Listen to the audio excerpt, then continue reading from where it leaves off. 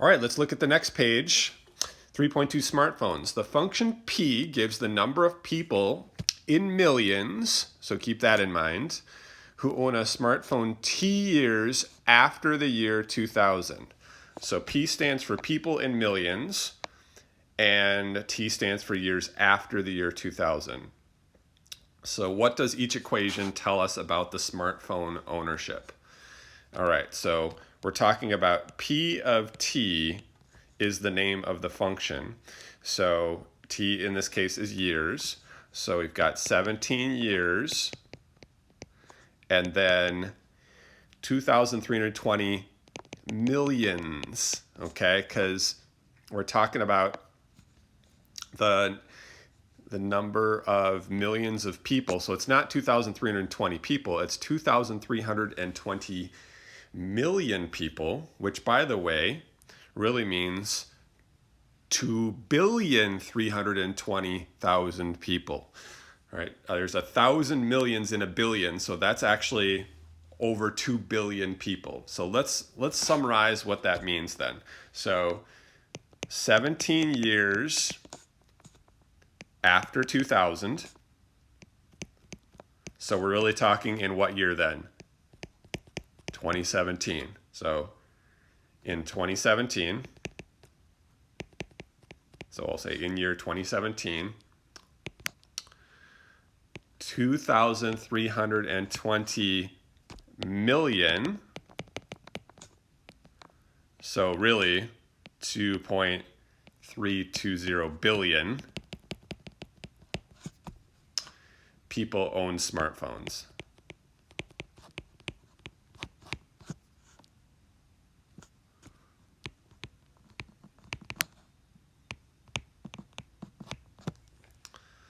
Okay, so that's a lot of smartphones. All right, so let's look at the next one here. Change colors. So P of negative 10 equals 0. So that's the first time we've seen a negative in there. So let's think about what that means. So that would be negative 10. So if 0 years is year 2000, so negative 10 would then be like 10 years before that. So we're talking about then like 1990, 10 years before 2000. And how many smartphones were there in 1990? Well, I don't think really cell phones weren't even really a part of our existence back then in 1990 when I was essentially in 8th, 9th grade.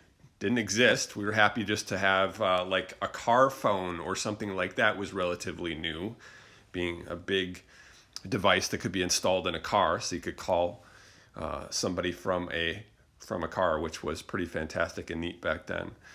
So it's not surprising that there weren't any smartphones. All right. So that'd be 0 million, so 0 people. So 10 years before 2000, so in 1990, in other words, 0 people owned smartphones.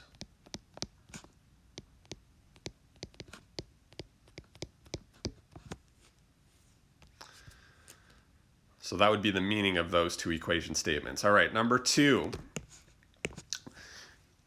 Use function notation to represent each statement.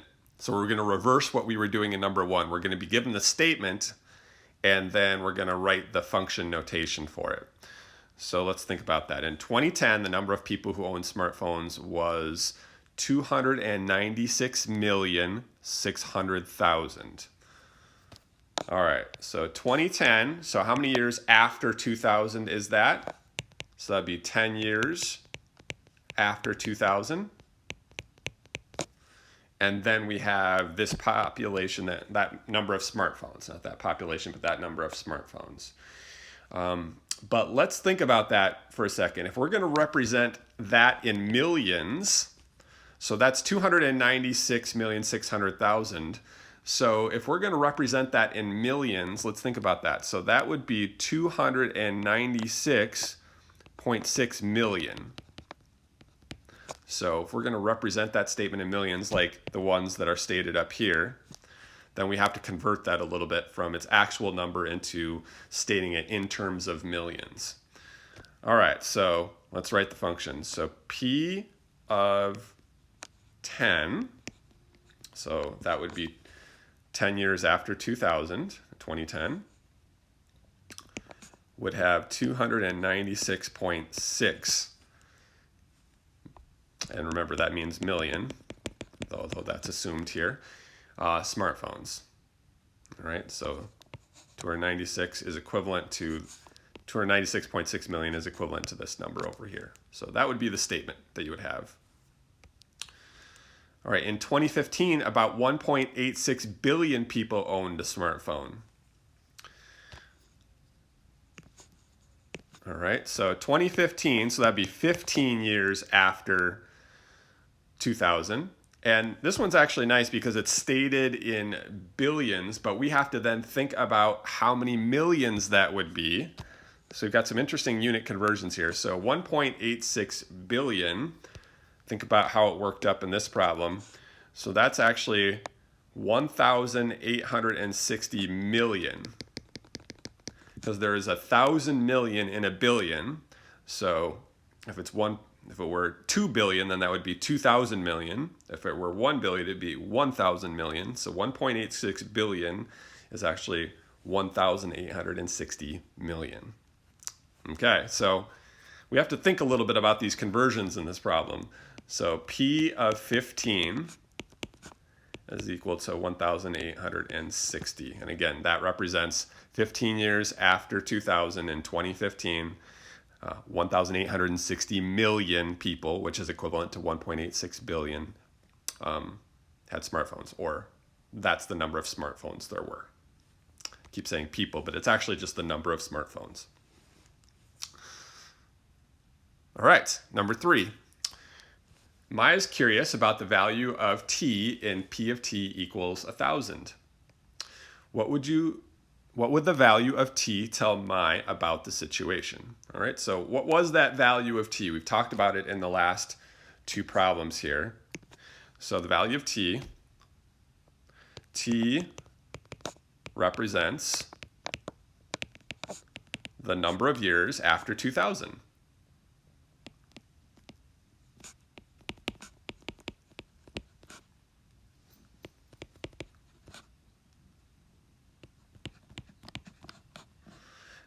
And then we can go on a little bit. So that's the number of years after 2000 that had 1,000 million smartphones. So what over here we have is for a possible value of t here. So let's think about that for a second.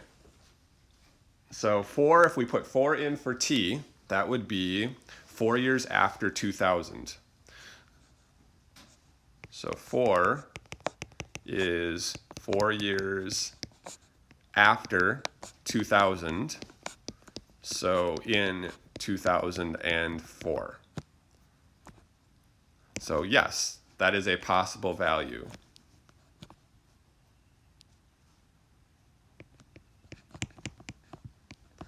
For the function. All right, so let's look at the information that we have so far to sketch the graph of the function. So let's go back to the beginning and see all the numbers that we have here. So we have P of 17 equals 2,320 million. So that was the first thing. And then we had P of negative 10 equals 0. So 10 years before 1990, there were 0 smartphones. Right? And then we had in the third one, we had 2010. So P of 10 equals 296.6.